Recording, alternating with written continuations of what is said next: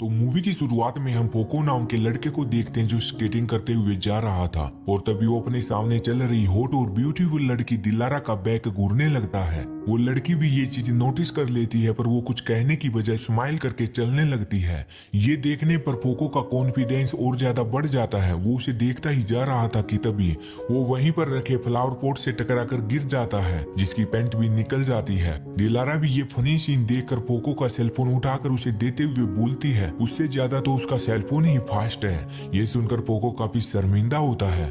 और फिर अगले दिन हम देखते हैं पोको अपने फ्रेंड्स के साथ पार्क में स्केटिंग कर रहा था जो कि अच्छे से स्केटिंग न करने से बार बार गिर रहा था। इसी बीच वो वहीं पर बैठी दिलारा को देखता है जो कि कुछ लड़कों के साथ बातें कर रही थी। वो भी जब पोको को देखती है तो स्माइल करने लगती है। पर इसी बीच पोको के फ्रेंड्स इस चीज को नोटिस करते हैं तो वो बोलते हैं ये इतना आसान नहीं है। अगर उसने दिलारा के साथ कुछ किया तो उसके पास खड़े उसके 4 बड़े भाई उसका काफी बुरा हाल कर देंगे। ये सब सुनने से पोको को कोई फर्क नहीं पड़ता। उस पर तो प्यार का भूत सवार था और तभी वो दिलारा को इम्प्रेस करने के लिए स्टंट करने लगता है। पोको एक के बाद एक अच्छा स्टंट कर रहा था पर स्टंट के बीच ही फिर से उसकी पैंट निकल जाती है और वो बुरी तरह गिर जाता है। इस बार स्केटिंग बोर्ड भी जोर से उसके सिर पर आकर लगता है। दिलारा भी ये सब देख रही थी तो वो जल्दी से भागते हुए पोको के पास आती है जो उसे उसका स्केटिंग बोर्ड देते हुए बोलती है उससे फास्ट है तो उसका स्केटिंग बोर्ड ही है।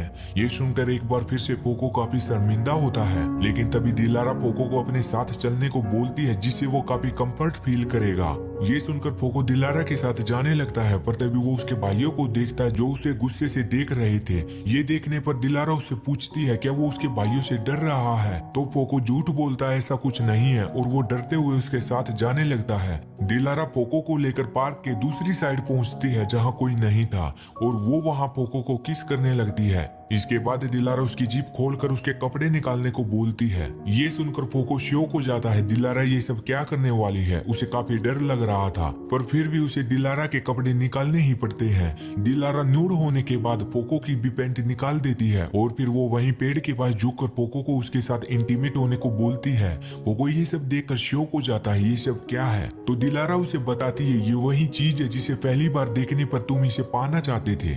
ये सुनकर पोको काफी डर जाता है। उसका मन तो कर रहा था लेकिन वो घबराया हुआ था कहीं उन्हें कोई देख न ले।